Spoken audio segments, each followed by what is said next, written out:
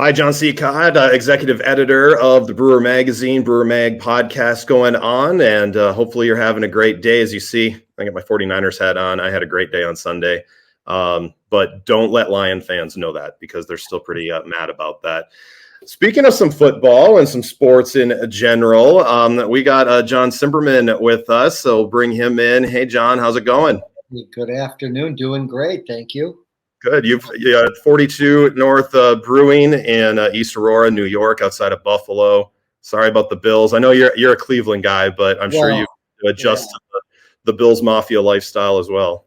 Well, I've picked, I think between the Browns and the Bills, I don't know, you got to add up a lot of years of no Super Bowls, right? So maybe I went right from the I jumped right into the fire here in Buffalo.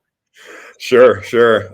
And I feel bad because I'm from the Upper Peninsula originally in Michigan. So I grew up around Lions and Packers fans. So I kind of wanted to see that Lions-Packers matchup. Unfortunately, I picked the Niners as a 6-year-old. So I've stuck with that team ever since. Like, what happens when Montana wins a bunch of Super Bowls? You kind of start paying attention to them the rest of your life. Yeah, boy, I was so hoping, and it was a long shot, but I was so hoping that the Dog Pound would be visiting Western New York, for the AFC Championship. That did not happen, but one can dream. One can dream. Yeah. Well, so we do these things called brew reviews.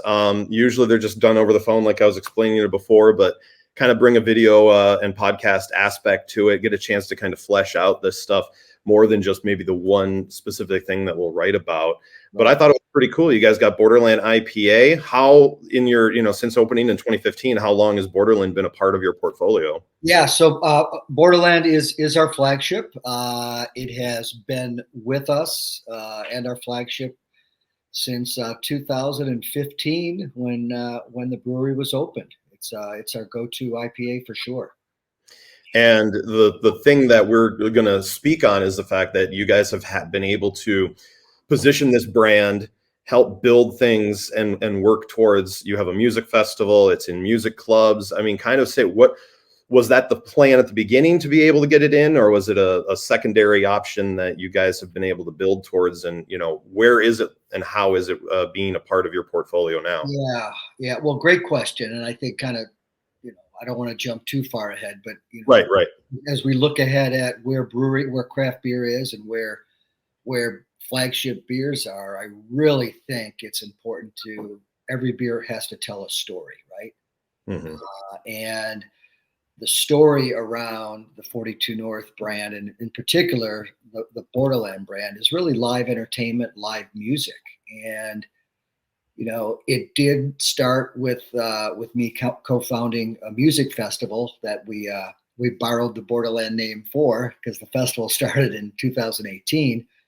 But what we've found, and I know a lot of our brewery brethren can attest to the fact, there's a real strong correlation among live music lovers and craft beer drinkers. Mm-hmm. So we've really kind of just jumped all in. Not only do we as a tap room host a lot of live music, we also host events across the region where we tie into, regional original musicians. And these musicians appreciate the fact that we showcase their music. And what's been great for us is they've helped open doors in music clubs throughout New York State, as well now in Northeast Ohio. So not only are we supporting them, but they're supporting us as brand ambassadors. So it's really been a great collaboration. Very cool. How did it start? What was the simple things that you guys done, and what have been some of the cooler things that you've been able to do with this now and create this platform this way? Yeah. So I think that, one was, the Borderland name is now on probably the premier music festival in the region. So that helped provide some credibility to, the correlation between the beer and live entertainment. The next thing we did is we really invested in our live entertainment in our tap room, and we put in the PA and the sound system, and we bring and attract great musicians to our place. And then last but not least, that's kind of what I was alluding to, we also support live music venues in all the markets that we distribute our beer. While it's important for folks to come into our tap room to try our beer, it's equally important for us to promote the fact that our beer is also available at these great entertainment venues across the region. Yeah. And the bar owners, the club owners really appreciate the fact that we're helping them put butts in their seats as well. Mm-hmm. So it's a two-way street. Why give us a draft line when there's 9,800 other options, right? But if we can demonstrate that we support them and we support what they're also passionate about, in this case, live music, it really goes hand in hand. Is that a something that you do with your own sales team? Is this something that you do through distro partners? And was that a leverage opportunity that you were able to work with your distributors to be able to get that to open up, different venues, like be able to go in? I mean, how did you guys work that through?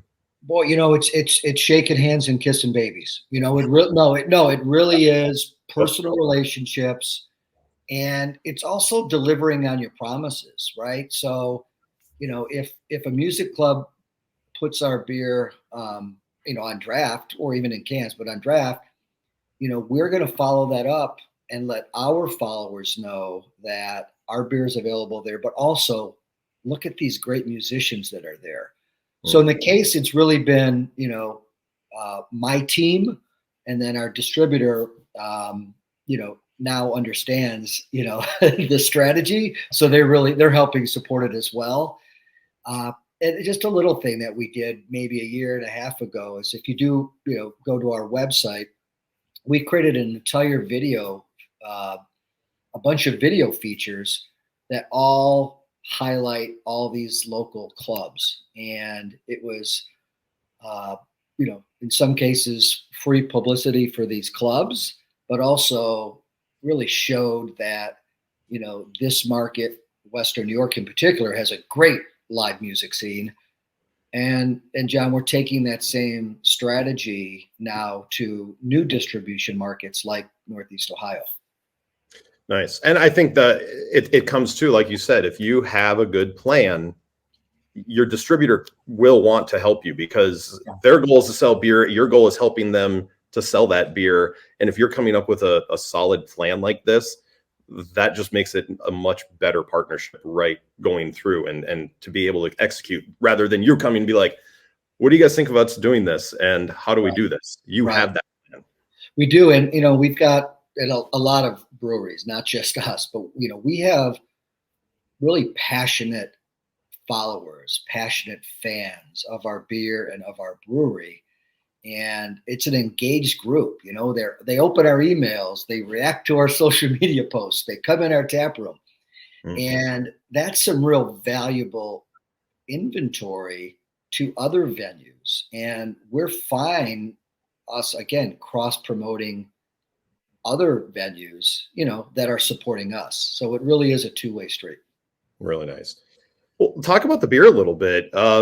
When you're creating a beer like this, IPA is kind of synonymous with craft beer. I mean, some people don't even understand that there's a difference and there's other styles out there. Yeah.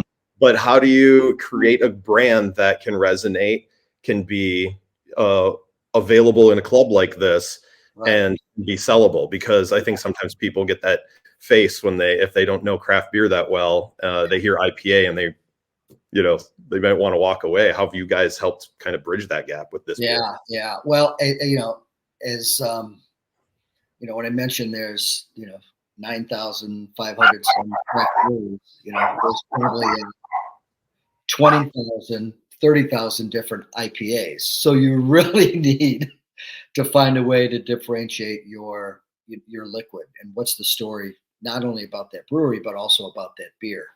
So, our brew team, we have a very diverse lineup. We have at any given time out in market 12 to 15 different SKUs, but IPAs still lead in velocity. IPAs still lead in sell through. So, what we've created, again, the original recipe from day one is really, an American style IPA. It really kind of bridges that West Coast, East Coast, New England style. Amarillo, Simcoe, Citra hop, super approachable, super well-rounded. And what the comment I get most often about the Borderland IPA is even that person that you said, makes that face when you hand them an IPA. They have like, wow, I didn't expect that. A little bit lower IBU, mid 60s on the IBU, little, 6.8% ABV. So it's not going to knock you out. It's really just such a well-rounded, balanced, fruit-forward IPA. And so I really call it's a super approachable IPA. And what we love is IPA lovers love it. And, lager drinkers or even wine drinkers also appreciate it. So it's a good combination. What have been some of the surprises that you've been able to get out of this and that you feel has been something that you didn't think you guys would be able to do with a brand like this? Is there anything that you're just like, I didn't think this could happen, but it's working really well? Yeah. John, I wouldn't call it surprises. I guess, what I'm surprised at is how much hard work it is to sell beer these days. Okay, that's the surprise. So, we never stop grinding. We never stop, again, shaking hands and introducing ourselves face to face. It's really a hand to hand, you know, combat when it is to, out there in the marketplace these days. And, and it's, so we're, so the only surprise is just, there's just the hard work that's involved and it's a grind. But what I'm really happy to note is, over the last 18 months, we've seen, great results. As our distributor tells us, it's the number one IPA in a 16-ounce can in Western New York. So we're really proud of that. And we're just going to keep grinding and, not take our customers for granted. And that means both our consumers as well as the trade, the on-premise accounts, and continue to support them and show them, the value. The liquid has to be good to get in the door. That's a given.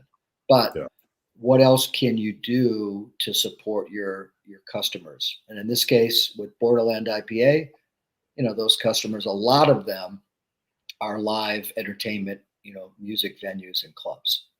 Nice. Volume wise, how has this become such an important part of your brand? Have you seen from the time you guys have started doing this, you see that volume growth, whether it be overall percentage of what you guys are creating or actual barrel increase because yeah. So, overall, our Borderland IPA is about 50%, accounts for about 50% of what we sell with our entire portfolio.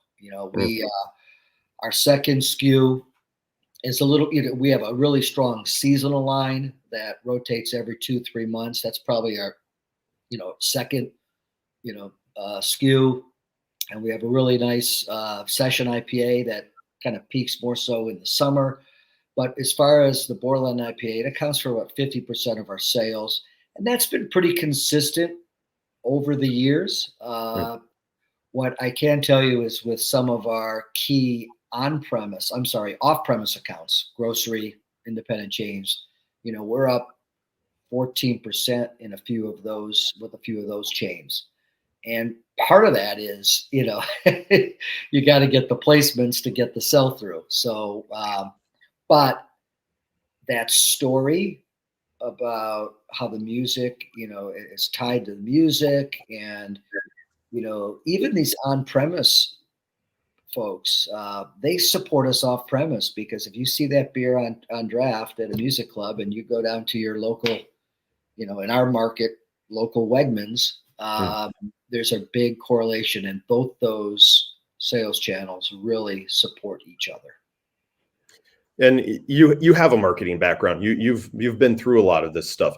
Was this something that you saw was a hole in the market, that was something that you guys could be able to use to build this brand? Is there a passion behind it Yeah, that's where that developed it? I mean, how did you yeah, develop the thought yeah. process this way? Well, in again, I'm just speaking for the markets that we serve, which Yeah, is our home Great Lakes. There's really not a beer or a brand that's really tied and associated with live music and entertainment. So for us, it was natural to go where kind of that blue ocean is. So we've really done a nice job kind of owning that niche. In other markets across the country, I know there's different brands that have really looked at similar strategies because again, craft beer and live music index really well together. yeah. But here, where we're at in the Great Lakes region, it's a place that we think we can own. Awesome. Uh, what else? Like, if there's someone is looking at just exactly what you guys are as a brand, is that the entire brand? Do you guys have a story that is outside of that? Because I know obviously what 42 North Yeah, can mean, right. just being Yeah, from the area. yeah, I understand. So have you guys been able to find ways to market yourself almost as two different brands, yeah, Borderlands, 42 North? yeah. Well, 42 North as an overall brand is about the history and the lifestyle of living on the 42nd parallel, right? Finger Lakes, Great Lakes, very outdoorsy. Our brand is very outdoorsy. It's funny you bring that up. We have another beer which we're not talking about here is as our Day Trekker Session IPA, right? Mm-hmm. We really focus that beer on the mountain bikers and the hikers. That's the session beer when you're done, cycling for 2 hours. So what we really try to do is, we try to create. We've got an overall brand, 42 North, which is focused on quality and authenticity. And as I mentioned, we tie into attributes of the outdoors. And then with our beers, what's the story with this beer? And with Borderland IPA, it's live music. Our Day Trekker IPA is really tied to mountain biking and skiing, uh, and then we even have a winter seasonal that's named after one of the region's most famous ski hills. So we really try to build a brand around each of our beers, and kind of tell the story. But it all fits underneath the umbrella brand of 42 North. Nice. And how much thought process goes before something does happen with these brands? How far out are you thinking when it comes to marketing opportunities? Yeah, well, we have obviously our annual planning meeting with our distributors every fall, and Mhm. so we're planning a year ahead. And with Borderland IPA and that one in particular, there's a lot of if you're from Ohio and you lived in Michigan and us in Western New York, there's a live outdoor event every weekend from May until October. We pack it all in.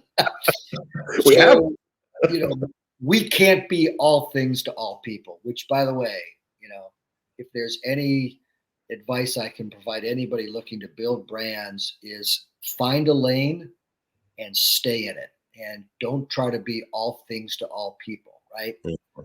Uh, so we look at the summer calendar of events and we're like, does this venue, does this genre of music kind of fit our brand? And if so, let's look to invest time and resources against that. If it doesn't feel right, if it doesn't feel like our brand, let's not even go there. It's not about getting in front of all people. It's about getting the brand in front of the right people. And it's just stay in our lane. And what I love about craft beer is every brewery has its own kind of brand image, right? Mhm. Some it strategically happened, and some it just happened on its own. you know, And I can even think of breweries here in Western New York. There's some breweries that are really more of an urban image and an urban vibe, and kind of graffiti, and a little bit maybe more focused on different lifestyles, which is awesome. There's other brands that tend to be a little bit more mainstream, but for us, at least with this beer, it's really focused on music and entertainment. So stay in your lane and don't try to be all things to all people, because we don't have enough money, and as I like to say, if you try to be all things to all people, you're nothing to everyone, which that's a shame. Yeah. And I think that is, it is an important thing to note. I think there are a lot of breweries that come into this as, let's say, especially the home brewer side, where they just want to share their passion, and not having that thought process sometimes can be harmful ways, because they are putting out their passion projects and not being able to understand why other people don't have that same passion that they do. And then it ends up ends up falling flat, because they just don't know how to properly express it or be able to direct a focus towards branding and marketing, which I think is an important aspect. It sounds too mature, too grown up, and things like that, but at the smallest level, it is an important aspect. Yeah. So in our team, I mean, we're a small brewery. We're we'll do 4,000 barrels this year. We're still fairly small, growing slow, growing organically. But I am fortunate because I have an advertising, branding background. But we do have, and we do engage, creative people to help us build our brand. We're not, and it is an investment.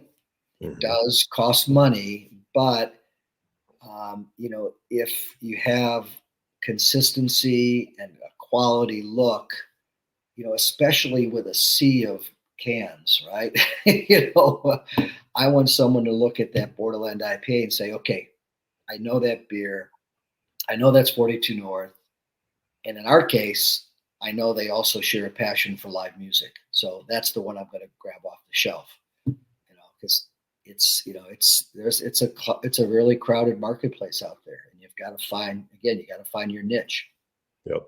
So what is the future thought that, things that you guys are thinking about doing with this? Are you thinking of brand extension lines through the Borderland name? Is it something that you guys have looked towards, or are you happy with how it is right now? Well, as I mentioned, we recently launched our brand in Northeast Ohio, and the same strategy that has worked here in New York State, again, supporting live musicians, helping put butts in seats of our clients, in this case, the club owners.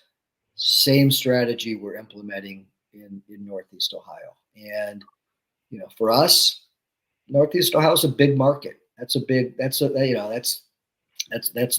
market and a big opportunity. After all, it is also the Rock and Roll Hall of Fame city, right? So probably not a bad strategy to go after. So we have, been getting our brand in front of the premier music venues in Northeast Ohio, and they really appreciate the support, and we're really fortunate to have so many friends in the music business, in this case, musicians, who are also helping, tell our story and warming the oven for us and saying, hey, not only is the beer good, but the people behind it also share our values and share our passion for live music. Well, awesome. Well, best of luck here in 2024, and hopefully seeing good things coming from you guys, and that Cleveland does a bang up job for you guys, and you can continue to do what you're doing, because I think it's a great idea and a great thought process. Great. Well, we're slowly getting closer to your home ground, so you never know. Thanks, John. Hey, have a great day. Thanks for listening. See ya. Don't forget, you can always check on brewermag.com. You can also see us on YouTube and listen to us on Spotify. And don't forget daily updates on Facebook, Instagram, and X. I'm executive editor John Cicott for BrewerMagazine.com.